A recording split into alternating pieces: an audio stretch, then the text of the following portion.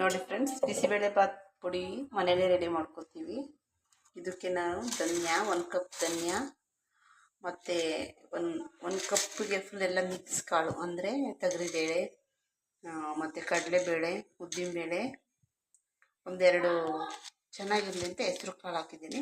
ಮತ್ತು ಒಂದು 4 ಪೀಸು ಚಕ್ಕೆ, ಒಂದು 6-7 ಲವಂಗ ಹಾಕಿ ಹುರಿದ್ಬಿಟ್ಟು ಆರಕ್ಕಿಟ್ಟಿದ್ದೀನಿ ಫ್ರೆಂಡ್ಸ್. ಇದು ಬ್ಯಾಡಗಿ ಮೆಣಸಿನ್ಕಾಯಿ. ಇದನ್ನು ಅಷ್ಟೇ, ಇದನ್ನ ಒಂದು ಸ್ವಲ್ಪ ಎಣ್ಣೆಯಲ್ಲಿ ಫ್ರೈ ಮಾಡಿಟ್ಟಿದ್ದೀನಿ. ಎತ್ತಕ್ಕೆ ಎಣ್ಣೆ ಹಾಕ್ಬಾರ್ದು, ಬ್ಯಾಡಗಿ ಮೆಣಸಿನ ಮಾತ್ರ ಸ್ವಲ್ಪ ಲೈಟಾಗಿ ಎಣ್ಣೆ ಹಾಕಬೇಕು. ಇದಾದಮೇಲೆ ಇವಾಗ ಇದನ್ನು ನಾವು ಪೌಡ್ರ್ ಮಾಡ್ಕೊಂಬರೋಣ ಬನ್ನಿ. ಜಾರಿಗೆ ಹಾಕ್ಕೊಂಡಿದ್ದೀನಿ.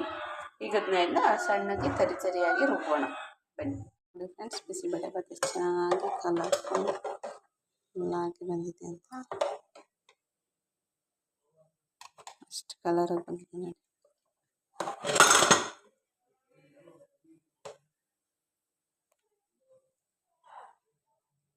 ತಿಂದ್ಬಿಟ್ಟು ರುಚಿಯಾಗಿದೆ ಅಂತ ಹೇಳ್ತೀನಿ.